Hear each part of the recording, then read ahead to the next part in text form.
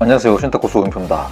오늘은 민사신탁과 관련해서 몇 가지 이슈점을 찾아보고요.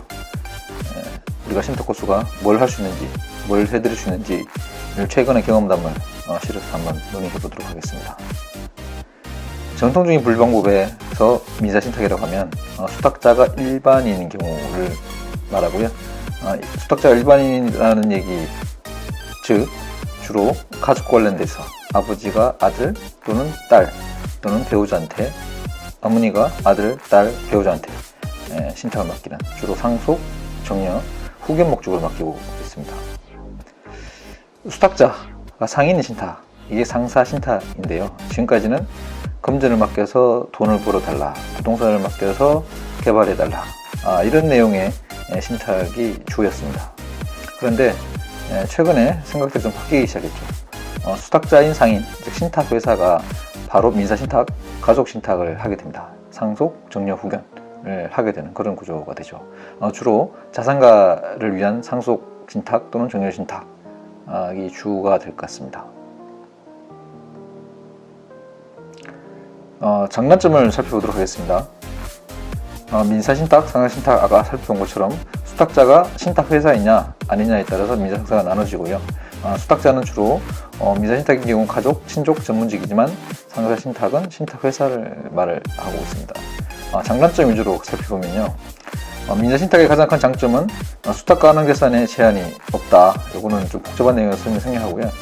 유연한 설계, 자산 설계가 가능하다. 그리고 보수를 내지 않아도 된다. 이런 장점들이 있죠.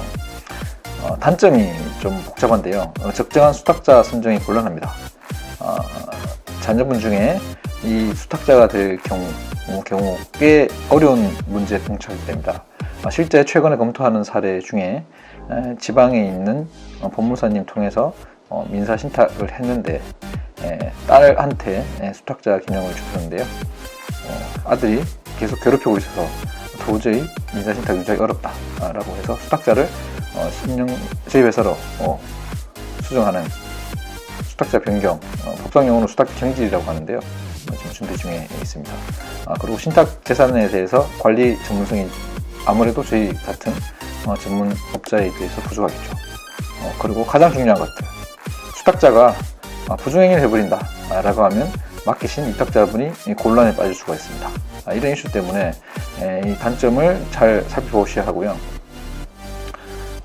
반대로 신탁회사의 장점이 있습니다. 수탁자는 금융기관 신탁회사다 보니까 수탁자 물색에 큰 어려움이 없습니다.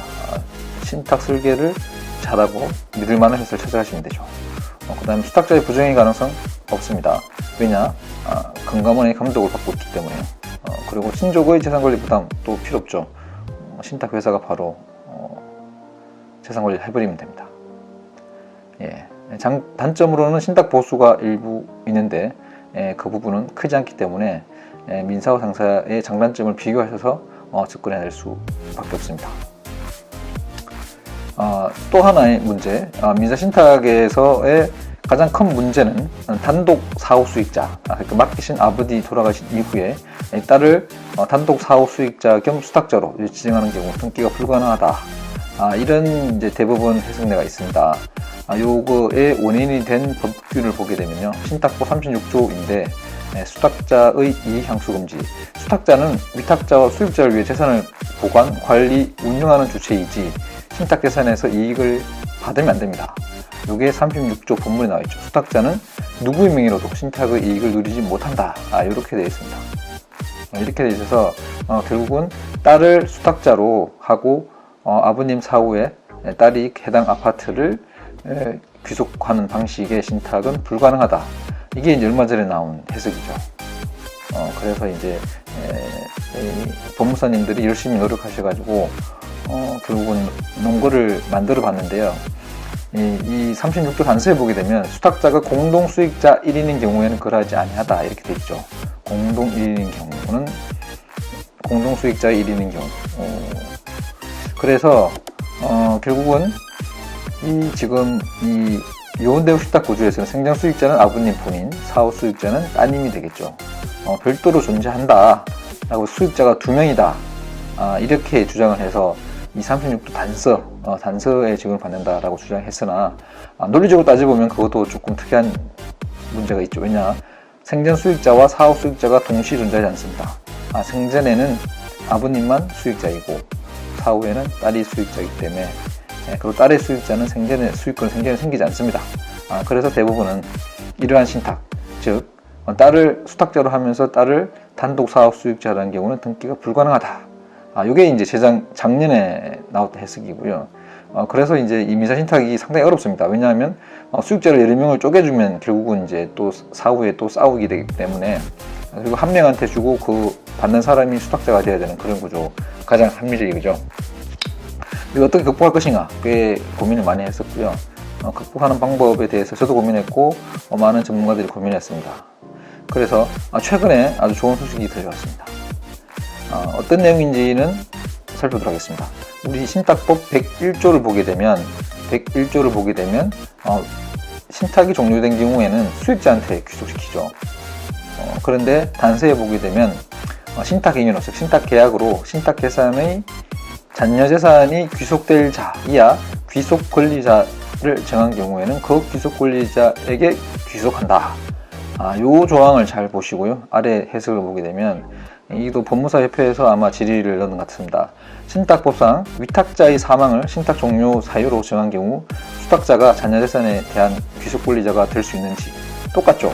아버지가 위탁자가 되고 딸을 수탁자로 해서 신탁계약을 체결한 다음에 아버지의 사망, 위탁자의 사망을 신탁 종료 사유로 정해놓으면 신탁 종료가 되죠. 그때 귀속권리자를 딸로 지정하는 방식, 아까 전에 살펴본 것과 똑같은 방식인데요. 이 경우는 적법하다고 봤습니다. 신탁의 종료 사유는 신탁법 98조 6호에 따라서 자유롭게 정할 수 있다. 그리고 신탁이 종료된 경우에 신탁재산의 귀속권리자, 잔여재산 귀속권리자도 자유롭게 정할 수가 있다. 이렇게 됐기 때문에 이 두 개의 법조문에 따라서 위탁자의 사망을 신탁의 종료 사유로 하고 신탁이 종료된 경우 신탁재산의 잔여재산이 귀속될 자를 수탁자라는 내용의 신탁 등기도 신청할 수 있음, 이렇게 해서 올해 11월 13일 약 한 달 전에 나왔습니다. 그래서 결국은 신탁 종료 사유와 신탁재산의 귀속권리자를 지정하는 방식으로 위에서 불가능한 문제를 해결할 수 있다, 이렇게 나와 있죠. 좋은 방식이고 저 역시 이 부분은 찬성을 하고 있습니다. 그런데 문제가 있죠. 그럼 기존에 위반했던 계약서들, 어떤 위반이냐면 아까 앞에 살펴본 것처럼 단독 사업 수익자를 수탁자로 정하는 유언대용 신탁의 경우는 등기가 안 됩니다. 그리고 설령 등기됐다 하더라도 나중에 집행할 때 신탁법 36조 위반이다 와 같은 문제 때문에 집행이 안 될 가능성이 상당히 높습니다. 그럼 어떻게 해야 될까요? 기존 계약서를 변경하셔야 됩니다. 기존 계약서를 변경하셔야 되고요. 이 변경할 때는 유언대용 신탁 구조를 짜시면 안 되고 일반적으로 부동산 관리 신탁 계약서에 귀속권리자 지정하는 방식으로 반드시 하셔야 됩니다. 최근에 제가 법무사회 강의를 끝나고 난 다음에 한 2분 정도가 민사 신탁 계약서 리뷰를 요청해서 제가 리뷰를 했는데 2가지 문제들이 가장 큰 오류로 생각됩니다. 첫 번째 오류는 뭐냐면 신탁재산의 귀속에 생전 수익자에 사후 수익자 이름이 나오는 경우가 있습니다. 특히 신탁 원본은 사후 수익자와 동일한 딸 이름으로 적혀 있고 그리고 신탁재산의 사후 수익자를 또 딸로 지정해 놓습니다. 이건 자칫 잘못하면 생전에 신탁 원본이 딸한테 정리된 것으로 인식될 수 있었기 때문에 상당히 조심해야 되는 부분이고요. 또 하나는 지금 방금 말씀드린 이 신탁 재산의 귀속 권리자, 잔여재산 귀속 권리자를 지정하는 방식으로 하면서도 기본 뼈대를 유언대용 신탁으로 해놨습니다. 그럼 유언대용 신탁에는 사후 수익자를 지정하도록 되어 있지 이 신탁재산 귀속 권리자 지정하는 규정이 아니죠. 왜냐하면 사후 수익자 자체가 위탁자 사망 시에 수익권을 취득하거나 수익에 따른 거부 청구를 할 수 있는 자가 바로 사후 수익자로 되어 있기 때문에 그래서 제가 본 계약서 몇 가지에는 이런 오류들이 있습니다. 유언대용 신탁의 뼈대 안에 자녀재산 귀속 권리자를 지정해 놓습니다. 그리고 사후 수익자를 또 자녀재산 귀속 권리자와 동일한 이름을 넣어놓죠. 그러면 앞에 거는 적법하다고 볼 수 있지만 뒤에 거는 또 아까 전에처럼 등기가 안 되고 또 등기가 됐다 하더라도 나중에 집행 등기가 안 될 그 가능성이 높아서 하나의 계약 사안에 서로 모순되는 계약 내용 또는 법규상 적법한 거와 부적합한 것이 섞여 있습니다. 그래서 과연 이거를 일부 무효로 봐서 무효된 나머지는 적법하다라고 판단을 하고 등기를 해줄지 나중에 상속 집행을 안 해줄지 모릅니다. 그래서 이 부분은 반드시 이 전문가의 상담을 받아서 신탁 계약서를 리뷰를 해 놓으셔야 합니다. 나중에 위탁자가 사망 시점에 큰 혼란이 일어날 수가 있습니다. 반드시 고민해 보시고 필요하면 저한테 연락을 주십시오. 제가 필요한 내용들의 수정 내용들을 반영을 해서 적법한 계약서 내지 나중에 문제되지 않는 계약서로 만들어 드리겠습니다. 감사합니다.